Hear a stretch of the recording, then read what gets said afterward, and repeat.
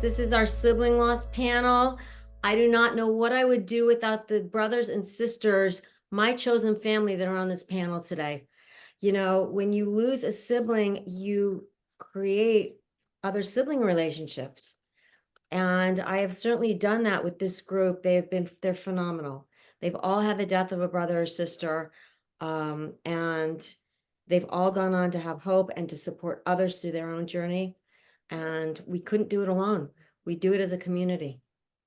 Great, Heidi. And I know you have a special bond with these people. I Some of them do. you've mentored, I know, and some of them you've gone through it together. Exactly. Some of them have mentored me. We're doing it together. Compassionate Friends, when they do their national conference this summer in New Orleans, these folks will be there. And you'll be able to, if you've had a sibling pass away, you're going to be able to come and really have quite a sibling community. Meet any one of these people and you will connect with everybody at the conference very quickly. Don't judge us if we look like we're having fun, okay? Sometimes we need to take a break from our grief, and sometimes that's how we honor our brother and sister. Okay, so Xander is moderating our panel today. Hey, Xander. Hey, how are you? Xander Sprague is awesome. He is a best-selling author. He's written 3 books. He is a speaker, a licensed professional clinical counselor. He serves on the National Board of Directors as the sibling representative for the Compassionate Friends, and he does this in honor of his sister, Lucy. So, Xander, thank you. Please go to his site and check him out. He's also been on a lot of Open to Hope shows, so please go look at him. He is going to moderate the panel. We have Elizabeth DeVita Rayburn on it also, a dear friend. She works at Everyday Health. She is a journalist. She has written a phenomenal book. She's written a book on cancer and then a book on sibling loss called The Empty Room, Understanding Sibling Loss. She's been interviewed by numerous media outlets and written many, many articles on grief and loss and on sibling loss. What is my mother's trying to bother me here, guys? The end of your picture. She's trying to. Oh, am I supposed to do that? No, I'm doing this. She only bothers me when I'm trying to do sibling stuff. Y'all know that, right? Y'all know that, okay? We know what I want to be part of it. We knew what the parents do, okay? They want to get in here. Okay, Dr. Chris Lorenko. I met him when he was a little 11-year-old. He's now Dr. Chris, okay? He serves on the National Board of Directors for the Compassionate Friends. He honors his 2 brothers who died together in a boating accident when the wires fell and it was electrocuted. Chris, I don't know if I know your brothers' names. What are they? Zach and Alex. Zach and Alex, I know that because my son is Alex. Okay, Zach and Alex. He honors their lives. And Cindy Tart, where's my Cindy? My Southerner. Hey. Cindy is one of my Fab Five sisters. She is a clinical social worker. She is a former board member for the Compassionate Friends, and she served as their sibling rep, and she does her work in honor of her little brother, Dennis. Hey, Cindy. I always get into my Southern accent when I'm with Cindy. Jason Wendroff-Ronicky. I met Jason's parents before I met Jason, through the Compassionate Friends. Jason is a somatic grief therapist. He is a certified yoga educator and co-founder of Shine Yoga Center, has been on many of our shows. And then there's his sidekick, Jordan Ferber. Sidekick? What do you mean? Oh, yeah. You're not a sidekick. You're not a none of you are sidekicks. You know that. Forget about it. No, they're all kids. Oh, yeah. Jordan is a stand-up comic in New York City. Whoop, whoop. He is, oh, yeah. He is a podcaster and a public speaker, and his popular podcast is called Where's the Grief? Okay, guys, take it from here. I love you all so much. I will see you in New Orleans. I can't wait. We'll do more shows together, more podcasts, more everything. Okay, Mom, I'm done. Love you. Bye. Love you. Bye. Love you.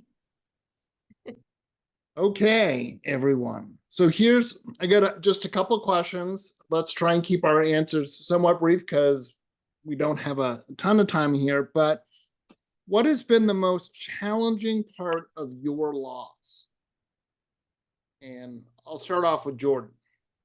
Well, obviously, I think the most challenging part in the beginning is having ownership of my own experience. I feel like the first couple of years after my brother died, it felt like not a lot of people cared about my own process. Everything was focused on my parents.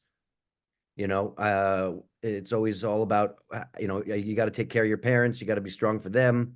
Very few people were concerned about what I was going through. Very few people ask you, how are you doing? And I think, even though I was lucky that my parents didn't put that on me, they didn't put that pressure on me.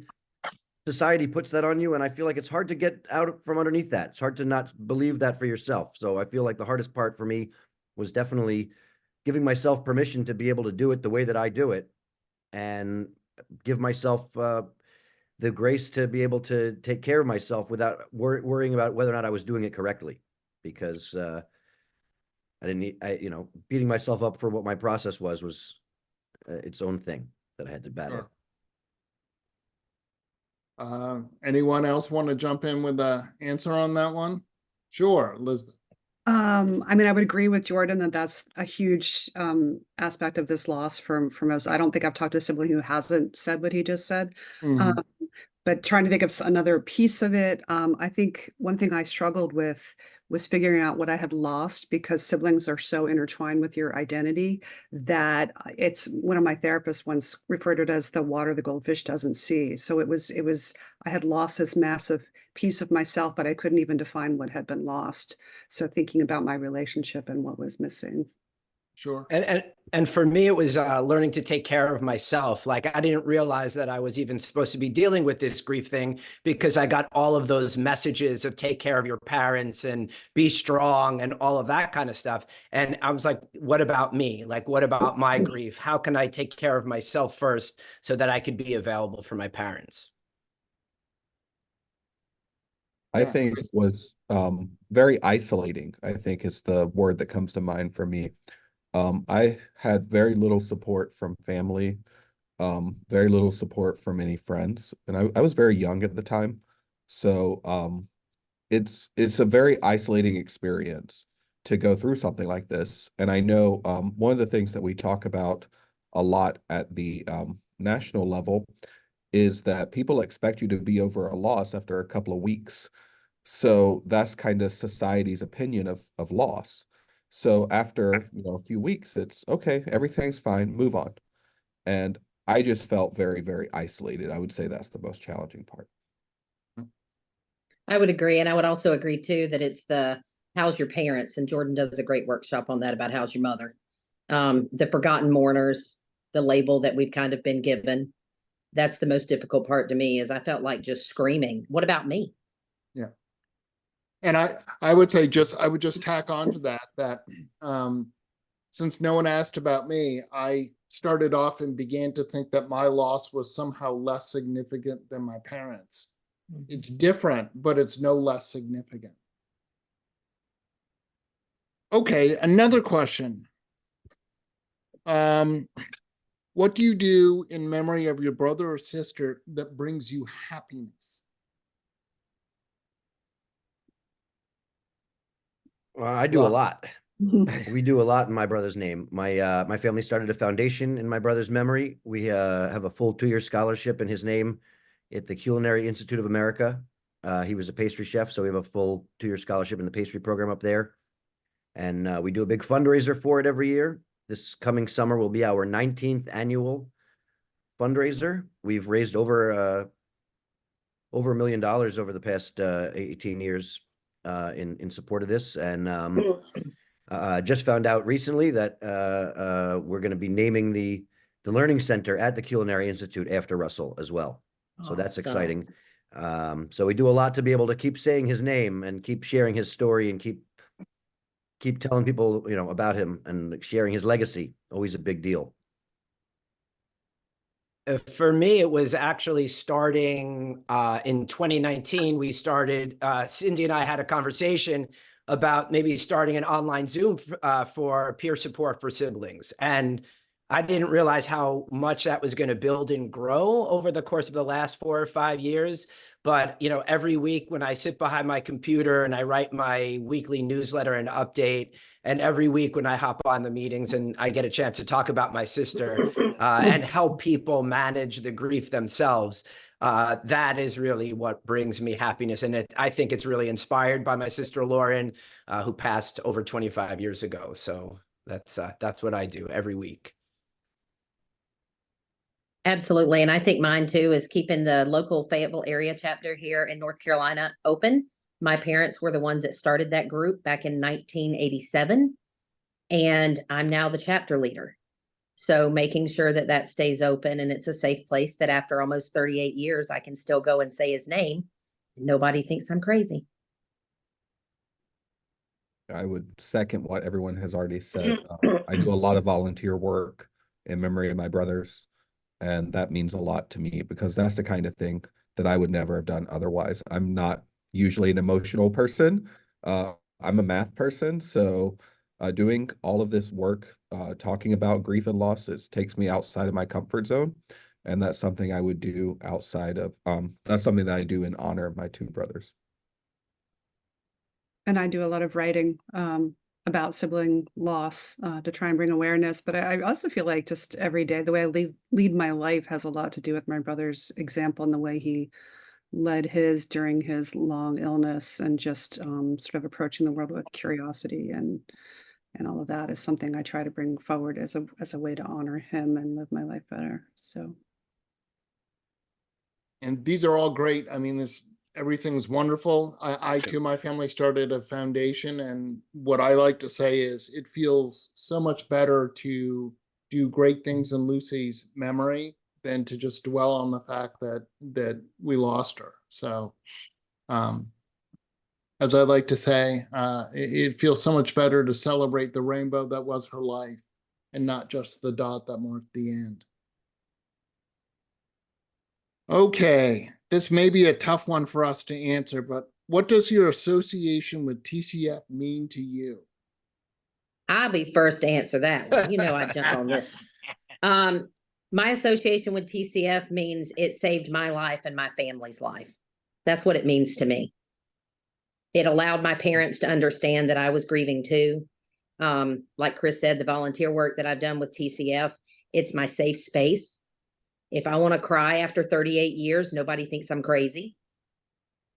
So that's what TCF means to me. You know what? I jokingly have said, I'm going to be here with blue hair and a walker and 90 something and still going. That's okay. We all will be. I would agree with Cindy that it's been very beneficial for family dynamics, helping there. I think the interesting thing on my end for TCF is that my relationship with the organization has changed over the years. Very early on, I went for support, and that's what it meant for me. Now TCF is an outlet to help others.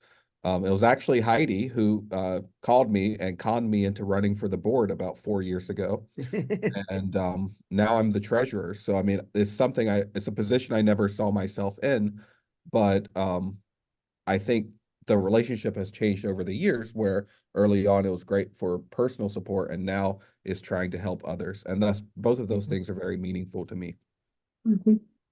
For me, it was actually finding my purpose, which has really been quite incredible over the course of the last few years. And Chris, I actually had the opposite. In the beginning, I didn't want to have anything to do with, the whole grief thing. I was like, I just shut that down within myself. And then once I sort of got a better understanding how I needed to deal with grief for me, using like my physical body and taking care of my health and using yoga and meditation, then I was like, oh, now I can go back and help others do that. And so that's what has really, coming back to TCF and really being of service to people has been really my calling, and realizing that my own unique perspective needs to be heard. So that's what is allowing me to be on this panel to begin with, and then continuing to, to expand and do what I do.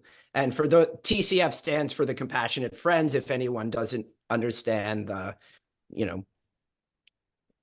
just what that means. Yeah. The acronym, sorry.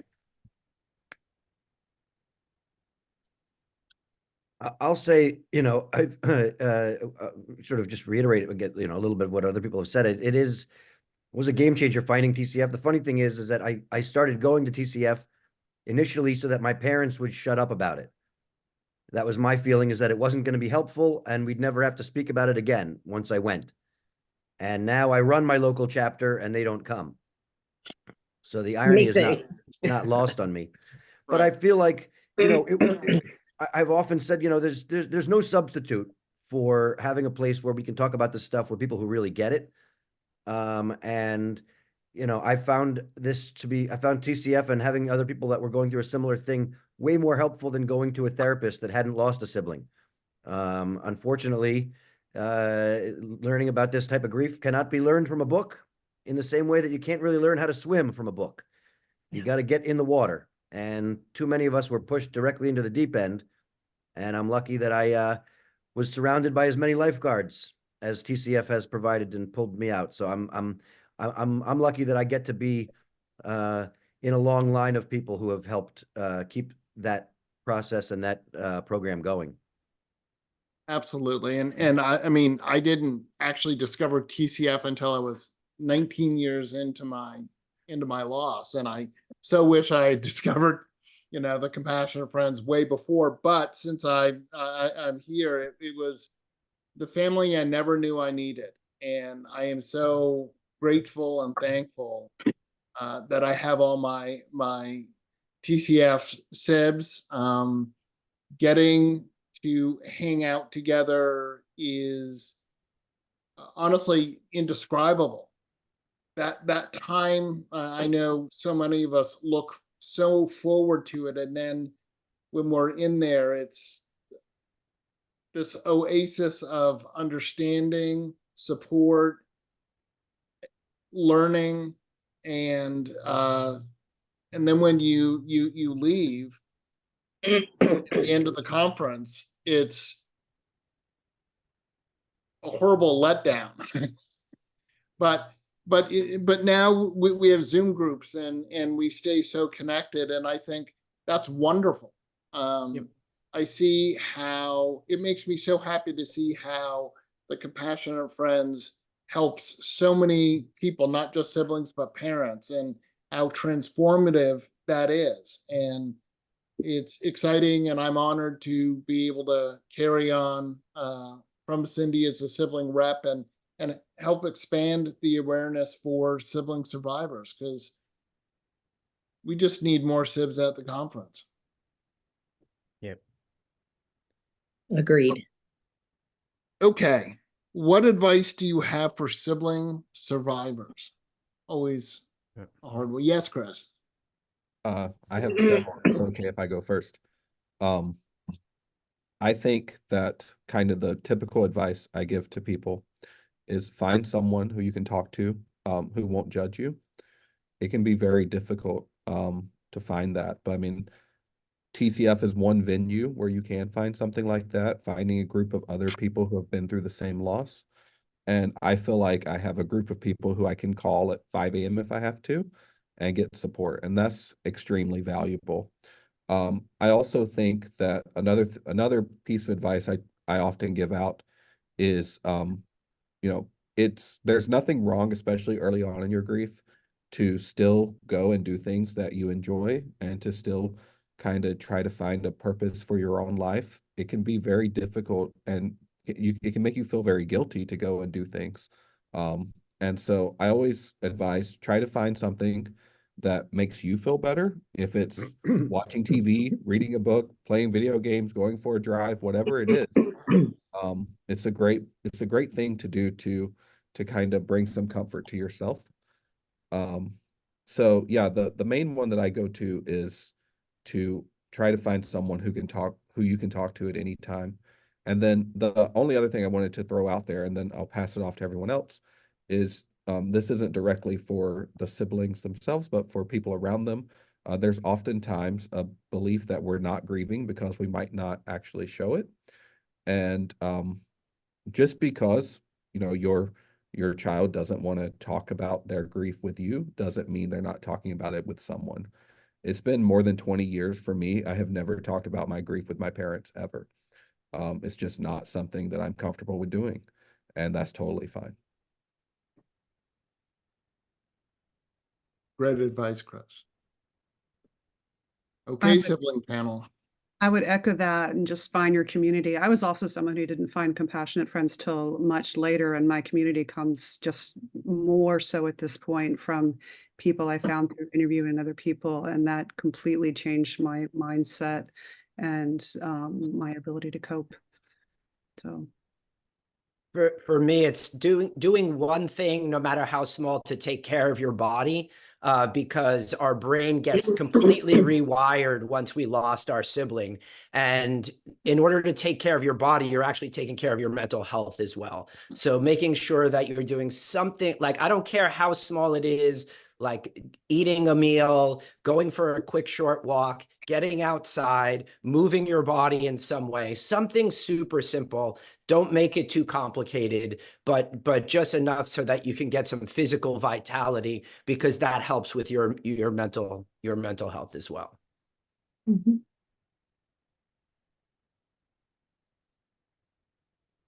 I would say advice I give to sibling survivors is that every day you have a choice of whether you want to talk about your loss or not.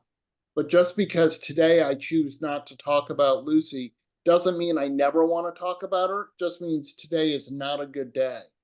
And there's so much power in utilizing that choice and defining your loss and not having it completely define you.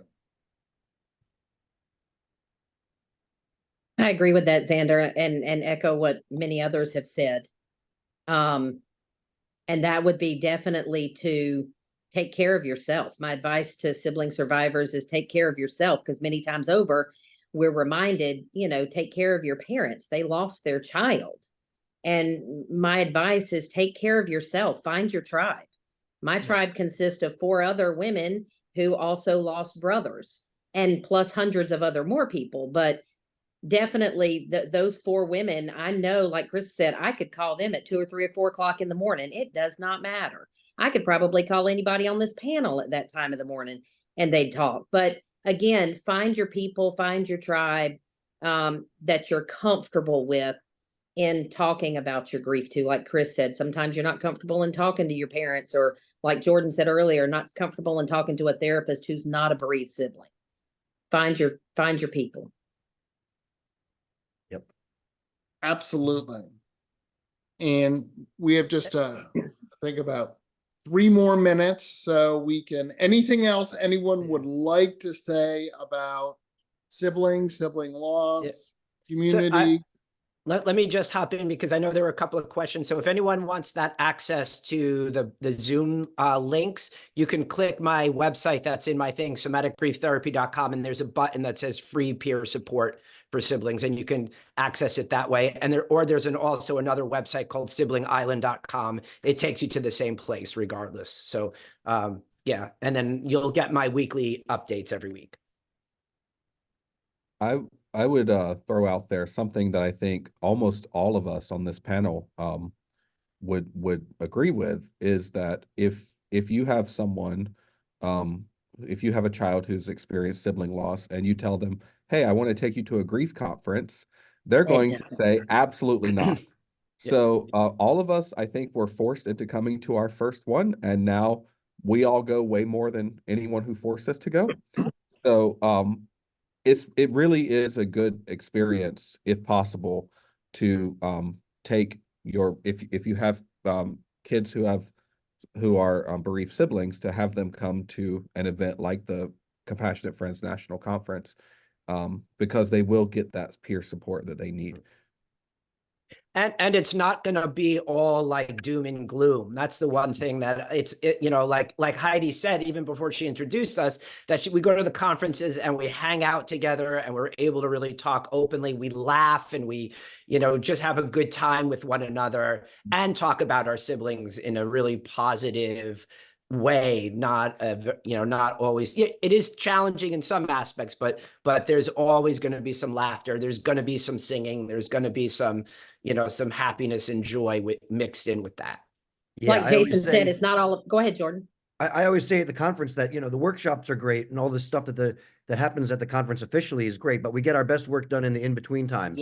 Yeah. We get our best work done at the bar, or at the, in the hallway. It's a full immersive experience, and it's nice to be surrounded by that kind of energy for an entire weekend. There's really nothing quite like it. Yeah, and for the younger siblings, there's also going to be like a grief camp. So there's something for everybody. There is. I want to thank you all because you are building so much awareness. You all know we are minimized and unacknowledged often, and the sibling grief is real and it's big, and it's just as significant as any other type of loss. I've learned that it helped me to help others, to know I'm not the only one, put one foot in front of the other, find a life. Adding hope to the darkness, you start on the trip to recovery. Reach deep down inside and say, I am going to live on. We laugh, we cry, and remember. Hope without action doesn't work. Hope with action can change the world. We always say, if you've lost hope, please lean on ours.